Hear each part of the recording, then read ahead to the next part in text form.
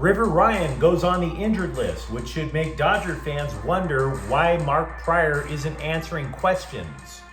Sports Illustrated wrongly claims a Rams quarterback is injured, and in a refreshing change of pace, the Kings have salary cap space. Good morning. I'm James. This is your daily dose of sports and snark for the greatest sports city in the world, Los Angeles. This is the faithful Angelenos morning report. So it is August 11th, 2024. Welcome back to the Sanctum Sanctorum of LA Sports. It is also Sunday, the Lord's Day, and if you believe as I do, take a moment. Thank Him for the blessings that you have in your life, like LA Sports. And if you like being in the know about LA, clickety-clack the like button. Clickety-clack the subscribe button. There's a notification bell. Hit that. It'll let you know when we drop new content. Sharing is caring. Let people know we exist, and by all means, comment. Now, before we go through the news and notes, look at the scoreboard. Dodgers 4, Pittsburgh 1. Gavin Lux drives in 3 runs. Teoscar Hernandez homers, but River Ryan gets injured. They're calling it forearm tightness, which indicates to me, and probably should indicate to you if you've watched this program, that it's much more. And we're going to talk more about that in just a moment. Seattle 16, Chargers 3. It's an exhibition. It's Easton Stick at quarterback. The number 2 quarterback on the Chargers depth chart completed just 5 of 13 passes, 31 yards, and an interception. And by the way, he had starters out there with him, so it's not like he was completely unprotected. 4 starting offensive linemen had the guys back. Now, Jim Harbaugh was saying after the game that there was, quote, a lot of work to be done, unquote. I don't think it's that way. I don't think that's necessarily true. I think having Justin Herbert in a walking boot isn't enough. The Bolts are probably going to have to put him in a cardboard box filled with styrofoam peanuts and label the box as fragile, whatever it takes to get that guy back out on the field. Because let me tell you something, those backup quarterbacks the Chargers have ain't it. Meanwhile, today, Pittsburgh is going to face the Dodgers again at 1. Tyler Glasnow is 9-6 with a 3.54 ERA. Bailey Falter is 5-7 with a 3.87 ERA. And Dallas is in town to play the Rams at 1:30. Again, NFL exhibition. Let's see if Stetson Bennett actually stays with the team this time. And let's get to the news. River Ryan's going to have an MRI today as a result of the injury that he had last night. And by the way, he's already on the injured list. London Knack was already summoned from AAA to replace him. Now, as previously mentioned, they're calling it forearm tightness. But I don't think they're going to do an MRI of the forearm. As an MRI tech, not a doctor, never having met River Ryan, I'm just saying as an MRI tech, the smarter exam is an MRI of the elbow. Because the thing with an MRI is you're looking for clarity. You're looking for the close-up. And that is the best exam to find out if the ulnar collateral ligament snapped. It's a ligament leading from the elbow to your wrist. If it did snap, by the way, he's going to need Tommy John surgery, and that keeps him out until at least 2026. After just 4 starts. 4 major league starts, and he's already going to have to get Tommy John surgery. Now, speaking of 4, Ryan was rated the 4th best prospect in the Dodgers farm system prior to his call-up. So this stings. It does. There were already so many injured pitchers on the Dodgers that the scribes were talking about Ryan as a potential playoff savior after just 3 starts. And now, depending on the results of the exam, he might have to have Tommy John surgery. And by the way, we know this from experience. Other Dodger pitchers complaining of forearm tightness, the moment they do the MRI, they find out. Snap. Mercy. River Ryan is a case study into the absurdity of the Dodgers' pitching philosophy. Ryan wasn't even a full-time pitcher until 2 years ago. The guy had never thrown more than 75 pitches in a start. until his second major league start. He had never pitched into the sixth inning as a professional until his major league debut. The Dodgers have, and I would also argue Major League Baseball as a whole, but especially the Dodgers, they have an obsession with velocity. They have an obsession with spin rate. They teach pitches with grips where you split your fingers as wide as you can because that will produce more spin. And we've talked about it before if you've watched this channel regularly. Do you own an iPhone? Take the iPhone, put one finger on each side of the phone. That is the grip of a split-fingered fastball. And if you even try to grip the iPhone like this, guess where you're going to feel the strain? You're going to feel it on the ulnar collateral ligament. You'll feel it. And that's just holding your arm still. Now imagine trying to throw that iPhone at a rate of 100 miles an hour, putting that much strain on your arm. Under the esteemed tutelage of pitching coach Mark Prior, the Dodgers currently have 4 pitchers recovering from Tommy John surgery. There's a prospect who hasn't reached the majors yet, Kyle Hurt. That makes 5. 2 of those pitchers, by the way, currently on the Dodgers, have undergone a second Tommy John surgery. Now, that's not to say Pryor is responsible for both. It is to say when you know somebody has had a Tommy John surgery, you might want to adjust how they pitch so they don't need another.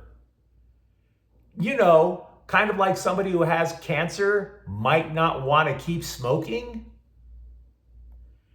Bananas. Absolutely bananas.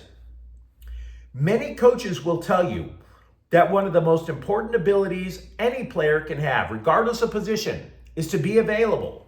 To be available. And yet, it's more than just the Tommy John surgery that has taken out 4 Dodger major leaguers. Yoshinobu Yamamoto hasn't pitched in a couple of months. Brusdar Graterol worked his butt off to come back from injury. Just came up, didn't even complete an inning. Gets injured again.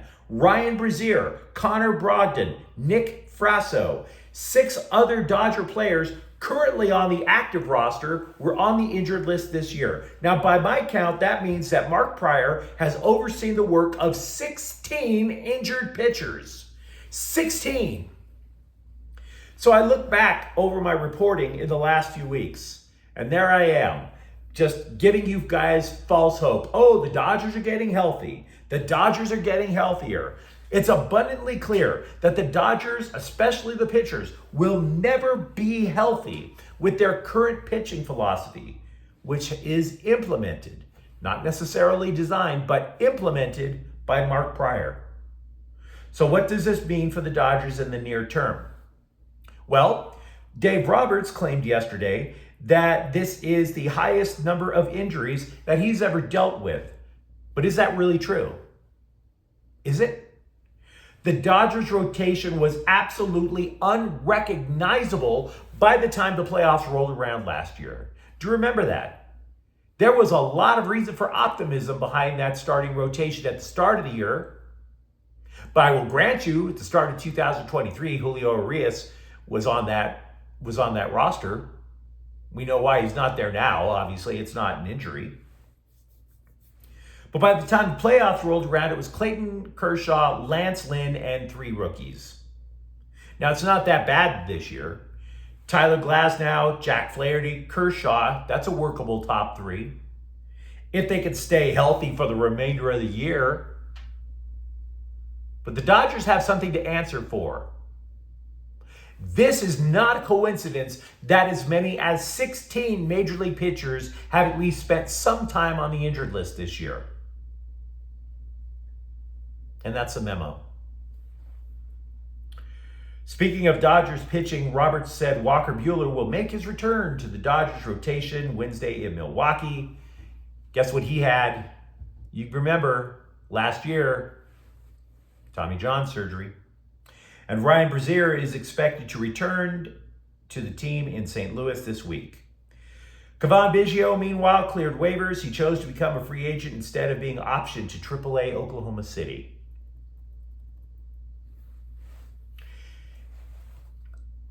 Did you look over the years at the Sports Illustrated swimsuit issues and think that Sports Illustrated has lost their damn mind? Because I don't know about you, but one thing that gets me hot and bothered is senior citizens in bikinis. Yep. Gotta check out that midriff that's gone through 6, 7, 8 decades of life. You might have seen that and thought, well, at least they have their journalistic integrity to fall back on. But you'd be wrong.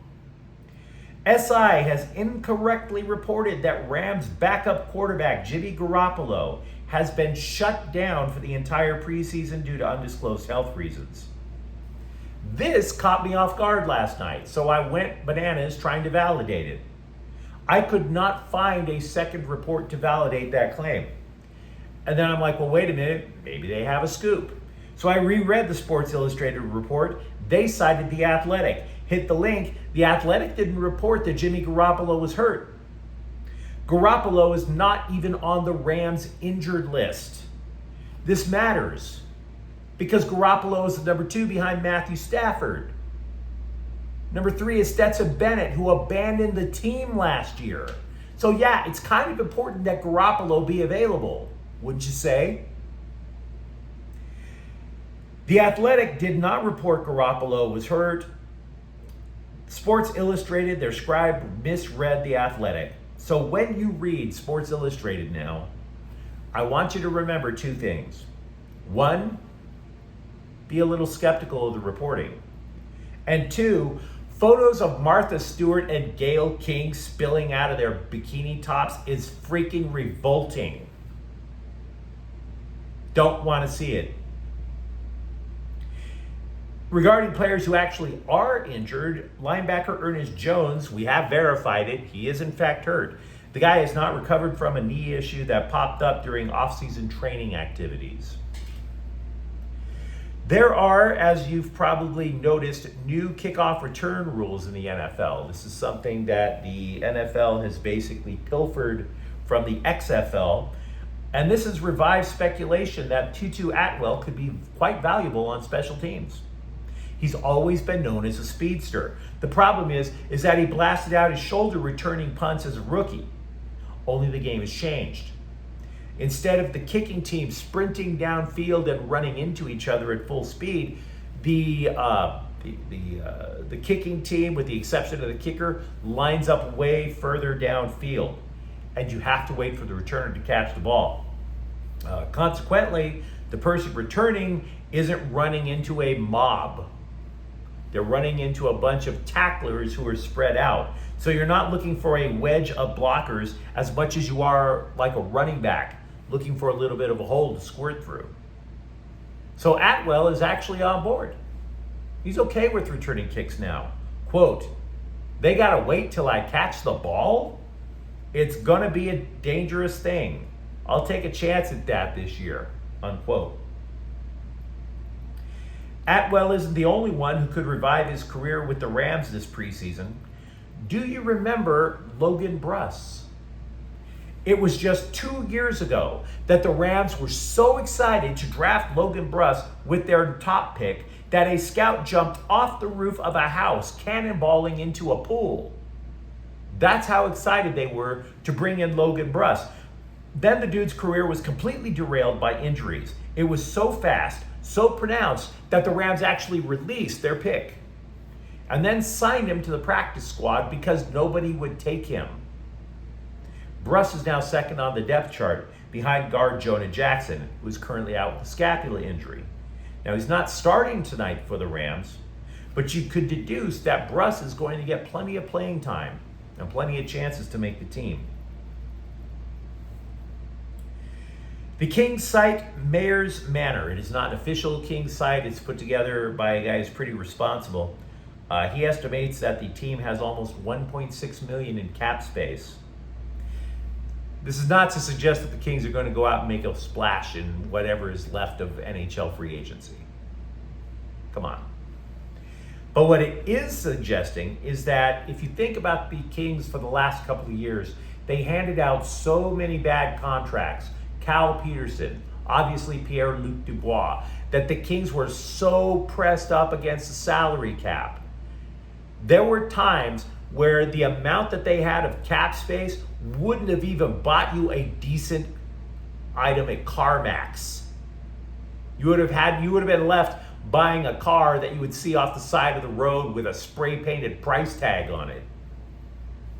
So at least calling up somebody from the minors back then led to major financial gymnastics for the Kings front office to make. Literally, if the Kings tried to make a decent move, the NHL would call them up like a debt collector and tell them they don't have enough money. So at least on that level, this would be a decent offseason for the Kings, because it's not going to bleed into the regular season. But you let me know what you think in the comments thread. Do you believe, as I do, that the Dodgers have something to answer for? There are simply too many people getting hurt. Are you okay with the Rams state going into preseason? And if you enjoyed the content, don't forget to subscribe to Faithful Angelenos. We're talking LA sports every single day here. Thank you for watching. I'm James. We'll be back tomorrow. Faithful Angelenos is a Kian Cortel Queso production. Take care.